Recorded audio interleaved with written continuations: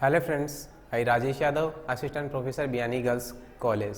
Today my lecture topic is Atmospheric Pressure and Belts. Atmosphere में जो वायुदाब के बारे में बात कर रहे हैं। देखिएगा वायुदाब क्या होता है। वायुदाब बेसिकली वायु एक गैसीय मिश्रण होता है जिसका अपना पर्टिकुलर एक प्रेशर होता है जो प्रेशर अर्थ के ऊपर डालती है। इस प्रकार प्रत्येक समुद्र तल या धरातल के तल के ऊपर वायु का प्रेशर पड़ता है। इस प्रकार प्रतिदिन प्रत्येक मानव वायु का वेट लेकर चलता है, लेकिन हमें पता नहीं चल पाता क्योंकि जब एटमॉस्फेयर में जब वायु का प्रेशर गिरता है तो उसी प्रकार मानव की बॉडी से भी एक बाह्य तरफ एक प्रेशर जनरेट होता है। इस प्रकार से आने वाला ऊपरी बल और बाह्य बल दोनों के अंदर बैलेंस हो जाता है। इस कारण से हमें वेट का पता नहीं चल पाता, अदरवाइज एटमॉस्फेयर का हमारे ऊपर प्रेशर होता है। इसी प्रकार हम देख सकते हैं कि जब भी हम कहीं ऊंचे स्थानों पर जाते हैं, कहीं पर कोई पहाड़ पर जाते हैं, कहीं कोई माउंटेन पर जाते हैं, तो बढ़ती ऊंचाई के साथ में हमारे कान और नाक से खून निकलने लगता है। उसका एक रीजन ऑक्सीजन माना गया और दूसरा माना गया कि एटमॉस्फेरिक प्रेशर भी कम हो जाता है। तो इस प्रकार एटमॉस्फेयर उसे कहते हैं जिसके प्रकार से एयर का उसके ऊपर प्रेशर जाए। आप देखिएगा सबसे एटमॉस्फेयर को एयर प्रेशर को जो मापने की इकाई है वो हेक्टापास्कल में मेजरमेंट किया जाता है और जो एवरेज जो एटमॉस्फेयर का एयर प्रेशर माना गया वो माना गया 1013.25 मिलीबार। आप देखिएगा एटमॉस्फेयर जो सबसे ज्यादा प्रेशर जो निम्नांकित किया गया वो रूस के अगाता शहर में किया गया और जो सबसे कम नेपा गया वो गया प्रशांत महासागर के गुआम क्षेत्र में मेजरमेंट किया गया।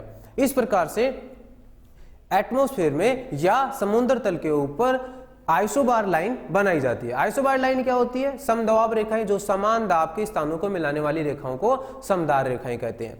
इस प्रकार से प्रेशर ग्रेडियंट दाब प्रवणता हाई प्रेशर और लो प्रेशर इन दोनों के बीच उच्च दाब और निम्न दाब इन दोनों के बीच बनने वाले ढाल प्रवणता को कहा जाता है ढाल प्रवणता, जिसे कि बैरोमेट्रिक ढाल भी बोला जाता है।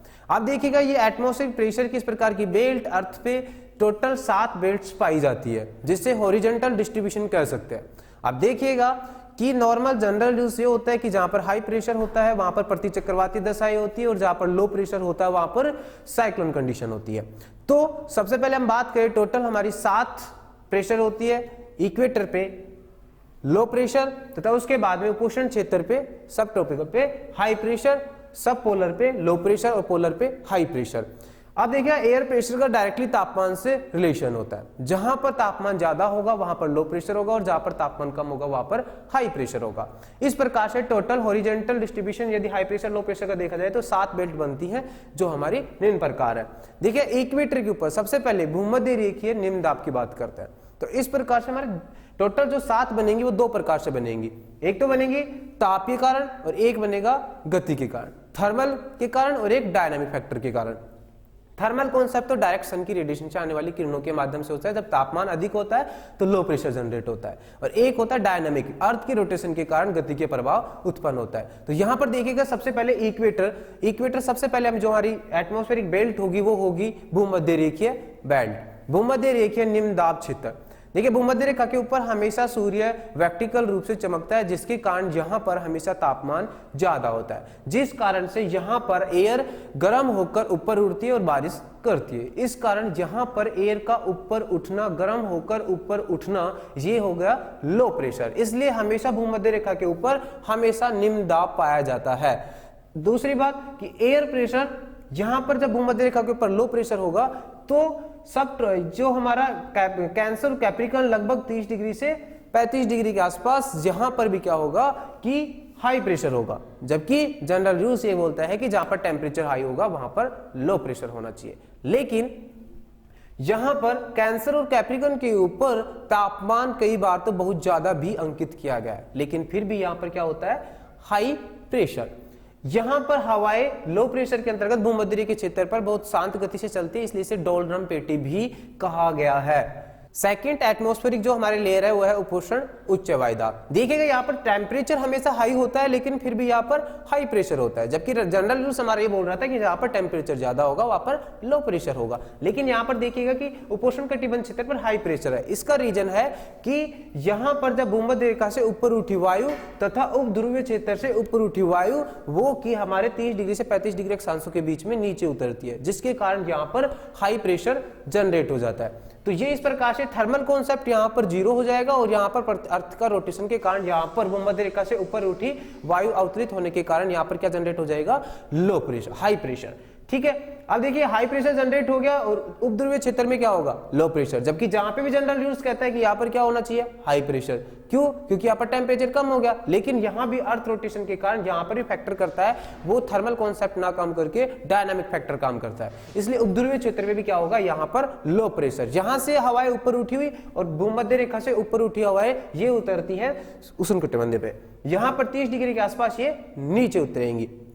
जब यहाँ पर नीचे उतरेंगी तो यहाँ पर प्रतिचक्रवाती दशाएं होंगी। प्रतिचक्रवाती दशाएं कहा जाता है जिसमें एयर नीचे उतरती हो, और चक्रवाती दशाएं जिसमें अनस्टेबल हो, हवाएं गर्म होकर ऊपर उड़ती हो। जबकि इसमें क्या होगा कि जब हवाएं प्रतिचक्रवाती कंडीशन में स्टेबल हो और हवाएं ऊपर से नीचे की उतर रही हो, जहां पर बारिश की संभावना बहुत कम होती है। तो ये हमारी सेकेंड थी, जिसे अश्व अक्षांश भी कहा जाता है, हॉर्स लैटिट्यूड भी बोला जाता है। हॉर्स लैटिट्यूड इसलिए बोला जाता है कि जब प्राचीन काल में जलयान घोड़ों से भरकर जाते थे, तो जब इस लैटिट्यूड में पहुंचते थे, अक्षांश रेखाओं में पहुंचते थे, तो यहाँ पर हाई प्रेशर के कारण उनके ऊपर जब प्रेशर डलता था तो नाव डूबने लगती थी। इस कारण से उन्हें अपने घोड़े उतारकर वजन कम करने के लिए समुद्र में फेंक देने पड़ते थे। इस कारण से इसे हॉर्स लैटिट्यूड भी नाम दिया गया। थर्ड इसी प्रकार से हमारी वो होगी उपध्रुवीय। उपध्रुवीय लो प्रेशर। क्यों? क्योंकि यहां पर नॉर्मल तो हाई प्रेशर होना चाहिए क्योंकि यहां पर टेम्परेचर कम होता है, लेकिन अर्थ की रोटेशन के कारण यहां पर हमेशा क्या होगा, लो प्रेशर जनरेट होगा। क्योंकि यहां पे अर्थ की रोटेशन के कारण यहां पर हवाएं ऊपर उड़ती है तथा एक अपनी ध्रुवीय क्षेत्र पर उतरेगी और एक अपनी उतरेगी 30 डिग्री के आसपास, जिस कारण से ध्रुवीय और 30 डिग्री के आसपास हाई प्रेशर जनरेट हो जाता है, जबकि उपध्रुवीय क्षेत्र में लो प्रेशर जनरेट होता है। इसलिए ध्रुवीय और 30 डिग्री अक्षांश के आसपास इन दोनों को रीजन बताया गया, वो बताया गया डायनामिक फैक्टर, अर्थ की रोटेशन के कारण। जबकि इक्वेटर और पोलर जोन को इसलिए थर्मल कॉन्सेप्ट बताया गया क्योंकि ये दोनों सीधे रिलेटेड है टेम्परेचर से। यहां पर टेम्परेचर फैक्टर काम कर रहा है 0 डिग्री पे और 19 डिग्री पे और 30 और 60 डिग्री के ऊपर फैक्टर काम कर रहा है डायनामिक फैक्टर। अब हम बात करें इसी प्रकार से कि ये लो प्रेशर है, ये उत्तरी गोलार्ध में कंटिन्यूअस रूप से नहीं पाई जाती इसकी एविचन श्रृंखलाएं, जबकि दक्षिणी गोलार्ध में कंटिन्यूअस रूप से पाई जाती है। क्यों? इसका रीजन है कि उत्तरी गोलार्ध में लैंड की मात्रा ज्यादा है, जबकि साउथ हेमिस्फीयर में लैंड की मात्रा कम होने के कारण ये अक्षांशों का अनुकरण करती है। लेकिन यहाँ पर कहीं पर इनकी सेल्स बन जाती है, कोशिकाएं बन जाती है लैंड एरिया होने के कारण। तथा दूसरी बात कि हाई प्रेशर पोलर जोन, ध्रुवीय क्षेत्र, ध्रुवीय क्षेत्र के ऊपर क्या होगा कि हाई प्रेशर, यहां पर टेम्परेचर 0 होने के कारण या टेम्परेचर कम होने के कारण यहां से ध्रुवीय उपध्रुवीय क्षेत्र से ऊपर उठी वायु भी नीचे उतरती है और तापमान कम होने के कारण भी वायु नीचे उतरती है, जिसके कारण यहां पर टेम्परेचर बढ़ता जाता है। इस वजह से यहां पर क्या होगा, हाई प्रेशर, यह कहलाता है ध्रुवीय क्षेत्र। दूसरी बात, इसी प्रकार से इसकी नॉर्थ हेमिस्फीयर और साउथ हेमिस्फीयर दोनों में टोटल 7 मेखलाएं बनी, 7 बेल्ट बनी एटमॉस्फेयर की, जिसमें कि 2 लेयर्स इक्वेटर और पोलर, ये दोनों डायनामिक, दोनों थर्मल, और 30 डिग्री और 60 डिग्री के बीच में ये दोनों होते हैं गति के कारणों के कारण या डायनामिक फैक्टर्स के कारण। इसी प्रकार से हम बात करें कि हाई प्रेशर और लो प्रेशर के कारण ही प्लैनेटरी विंड्स का भी जन्म होता है। प्लैनेटरी विंड्स जो कि उसे कहा जाता है जो कि वर्ष के हमेशा 12 महीनों में उनकी एक ही डायरेक्शन होती है। आप देखिएगा कि ये तो कहलाती है ट्रेड विंड्स और ये कहलाती है वेस्टर्लिंड्स और ये कहलाती है ध्रुवीय पवनें, पूर्वी पवनें। अब देखिएगा हमेशा ट्रेड विंड चलती है वो 0 से 30 के बीच में चलती है, 30 से 60 के बीच में चलती है वेस्टर्लिन और 60 से 90 के बीच में चलती है ध्रुवीय पवनें। इसी प्रकार से जब सन, ये एयर प्रेशर बेल्ट्स, जब सन नॉर्थ या साउथ में, उत्तरायण या दक्षिणायन जब इसकी स्थिति होती है, तो एयर प्रेशर बेल्ट्स अपनी कुछ जगह को छोड़कर नॉर्थ या साउथ की तरफ सन के साथ में मूव करती रहती है। जिस प्रकार से 0 से 5 डिग्री के बीच में जो ITCZ होती है, इंटर ट्रॉपिकल कंजर्वेशन जोन, तथा ये 30 डिग्री वाली हाई प्रेशर बेल्ट्स और ये लो प्रेशर उपध्रुवीय क्षेत्र वाली बेल्ट्स, ये भी जब सन नॉर्थ यानी उत्तरायण होगा, उत्तर की तरफ होगा, कैंसर के ऊपर होगा, कर्क रेखा के ऊपर होगा, तो ये एयर प्रेशर बेल्ट भी धीरे धीरे 5 डिग्री 10 डिग्री के बीच में उसके साथ में मूव करती है। जैसे जब नॉर्थ में यहाँ पर कैंसर के ऊपर सन होगा तो ये वाली जो बेल्ट है ये ऊपर धीरे धीरे 5 डिग्री उसके साथ में ऊपर की तरफ मूव कर जाएंगी। इसी प्रकार जब सन साउथ में होता है, दक्षिणायन होता है, तो ये एयर प्रेशर बेल्ट अपनी जगह से 5-5 डिग्री साउथ की तरफ मूव करना स्टार्ट कर देती है, जो कि एक क्लाइमेटिक इफेक्ट में काफी इंपॉर्टेंस पैदा करती है। इसी प्रकार से CS, भूमध्य रेखीय मेडिटेरियन क्लाइमेट, CS का मतलब होता है कि जहां पर समर ड्राई हो, मतलब यहाँ पर गर्मियों में बारिश नहीं होती मेडिटेरियन सी के ऊपर। उसका रीजन यही बताया गया कि जब समर होता है तो यहाँ पर वेस्टर्ली ट्रेड विंड्स के फैलाव होने के कारण यहाँ पर लैंड एरिया से चल के आती है एयर, जिसके कारण मेडिटेरियन सी के ऊपर बारिश नहीं कर पाती है। लेकिन जैसे ही सन साउथ की तरफ जाता है या दक्षिणायन होता है तो ये एयर प्रेशर बेल्ट अपनी जगह को छोड़कर 5 से 10 डिग्री नॉर्थ की तरफ साउथ की तरफ मूव कर जाती है, जिसके कारण यहाँ से आने वाली एयर्स यहाँ पर वेस्टर्ली का इफेक्ट हो जाएगा मेडिटेरियन सी के ऊपर, जो कि अटलांटिक ओशन से चलने के कारण उनमें ह्यूमिडिटी ज्यादा होती है और वो मेडिटेरियन सी के ऊपर बारिश कर देती है, जिसकी वेस्टर्ली ट्यूबुलेंस भी बोला जाता है, जो कि पश्चिमी विक्षोभ जिसे उत्तरी भारत में मावठ भी बोला जाता है। कोरियोलिस इफेक्ट, कोरियोलिस इफेक्ट देखिएगा, कोरियोलिस इफेक्ट उसे कहा जाता है कि कोरियोलिस इफेक्ट में सबसे पहले की अर्थ जो है वो वेस्ट से ईस्ट की तरफ रोटेट करती है, जिसके कारण पवन के मार्ग में विक्षेप हो जाता है, जिससे सर्वप्रथम अध्ययन कोरियोलिस ने किया था, इसलिए एक साइंटिस्ट कोरियोलिस ने किया था, इसलिए इसका नाम रख दिया गया कोरियोलिस इफेक्ट।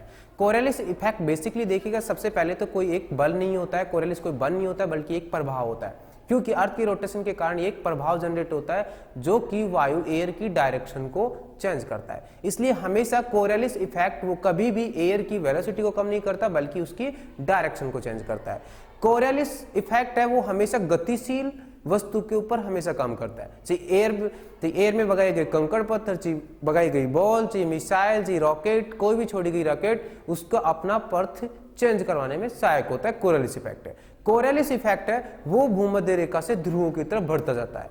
कोरियोलिस इफेक्ट वो भूमध्य रेखा के ऊपर 0 होगा, जबकि भूमध्य ध्रुवों की तरफ बढ़ता जाता है, क्योंकि ध्रुवों के ऊपर पृथ्वी के घूर्णन का प्रभाव सबसे कम होता है, इसलिए ये वहां पर प्रभाव भी बढ़ता रहता है। कोरियोलिस इफेक्ट वो हमेशा वायु के समकोण पर कार्य करता है तथा पवन की डायरेक्शन को चेंज करता है।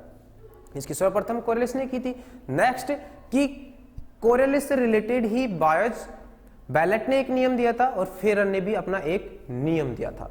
सबसे पहले हम फेरल लॉ की चर्चा करें तो फेरल ने बताया कि यदि कोई व्यक्ति उत्तरी गोलार्ध में जिधर से एयर आ रही है उस डायरेक्शन में मुंह करके खड़ा हो जाए तथा उसके पीठ से यदि एयर टकराती है तो वो उसके राइट और टर्न लेगी उत्तरी गोलार्ध के अंतर्गत। तो फेरल का प्रथम लॉ तो यही था कि जब उत्तरी गोलार्ध में कोई व्यक्ति खड़ा है उसके पीछे से यदि एयर आकर टकराती है तो उसके एयर है वो उसके राइट और टर्न लेगी। तथा उसी प्रकार यदि कोई व्यक्ति दक्षिणी गोलार्ध में खड़ा है तो यदि उसके पीछे से पीठ से टकराकर एयर टकराती है तो वो अपने लेफ्ट और टर्न लेगी।